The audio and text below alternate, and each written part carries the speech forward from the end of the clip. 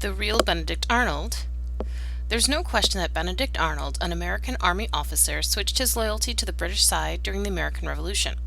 Over the years, though, Arnold's unsavory reputation has been fed by historians, partisans, and gossips who have distorted or ignored factual details, molding Arnold's story to suit their own purposes. Few have been interested in acknowledging his many achievements or in exploring the events and circumstances that led to his infamous act of national betrayal. Drawing on Arnold's surviving writing and on the letters, memoirs, and political documents of his contemporaries, author Jim Murphy, recipient of 2 Newbery Honors for his nonfiction, builds a fascinating portrait of a brilliant man consistently undervalued by his peers, who made a choice that continues to reverberate through American history. Packed with military adventure and political intrigue, this tautly written account shows the human side of an American villain and seeks the man behind the rumors and legends, the real Benedict Arnold.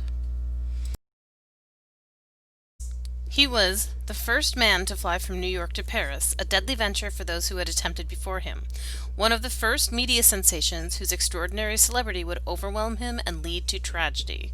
The victim of the crime of the century when his infant son was kidnapped from his crib as he and his wife dined downstairs.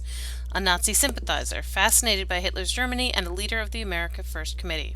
Famed pilot, inventor of an artificial heart, Pulitzer Prize-winning author, adulterer, environmentalist, and hero, Charles Lindbergh was a complex, deeply flawed American. Here is a spellbinding biography by award-winning author Candace Fleming, the riveting story of a man whose controversial views and actions will strike an eerily familiar chord in teen readers today.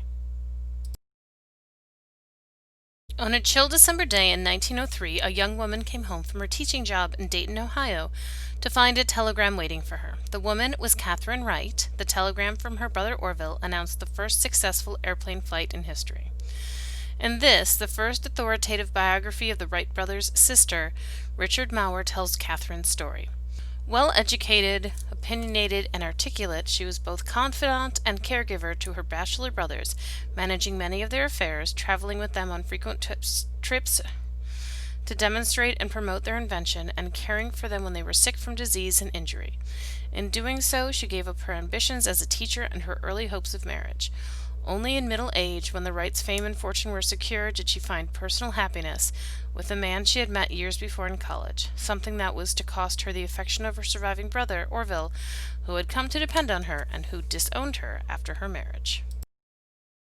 Sometimes the most dangerous weapon is the truth. In 1964, Daniel Ellsberg was one of the Pentagon insiders helping to plan a war in Vietnam. The mountainous Asian country had long been a clandestine front in America's Cold War with the Soviet Union. The U.S. government would do anything to stop the spread of communism, with or without the consent of the American people. But as the fighting in Vietnam escalated, Ellsberg turned against the war. He had access to a top-secret government report known as the Pentagon Papers and knew it could blow the lid off the years of government lies. But did he have the right to expose decades of presidential secrets? And could one man alone face the wrath of the government? This is the story of the 7 bloody years that transformed Daniel Ellsberg from a government insider into the most dangerous man in America, and of the storm that would follow when the secrets of the Vietnam War were finally known. Dr. Martin Luther King Jr. received this demand in an anonymous letter in 1964. He believed that the letter was telling him to commit suicide. Who wrote this anonymous letter? Most likely William Sullivan, an assistant director of the FBI. Who was Sullivan trying to impress in his campaign against King? J. Edgar Hoover. In this unsparing exploration of one of the most powerful Americans of the 20th century, accomplished historian Mark Aronson unmasks the man behind the bureau. His tangled family history and personal relationships, his own need for secrecy, deceit, and control, and the broad trends in American society that shaped his world. Hoover may have given America the security it wanted, but the secrets he knew gave him and the Bureau all the power he wanted. Master of Deceit challenges readers to explore Hoover and his secrets by offering dossiers of photos from his files, as well as FBI memoranda, movie posters, magazine covers, and cartoons from the era.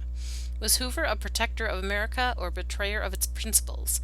What is the price of security? Here is a book about the 20th century that blazes with questions and insights about our choices in the 21st. I can investigate anybody. The man who spoke these words was Senator Joseph, call me Joe, McCarthy, Republican from Wisconsin, and when he said them, they were very close to true. In the fearful and unsettled Cold War climate of the early 1950s, McCarthy came up with what many seized on as a simple solution to the nation's problems. Search out the communists in government, education, entertainment, and the armed forces and get rid of them. The bullying and dishonest tactics McCarthy used in conducting his investigations of suspected communists still bear his name: McCarthyism. The compelling story of Senator Joe McCarthy, who he was, how he achieved a position of almost unlimited power, and how the American system of government ultimately brought him down, is told in this book.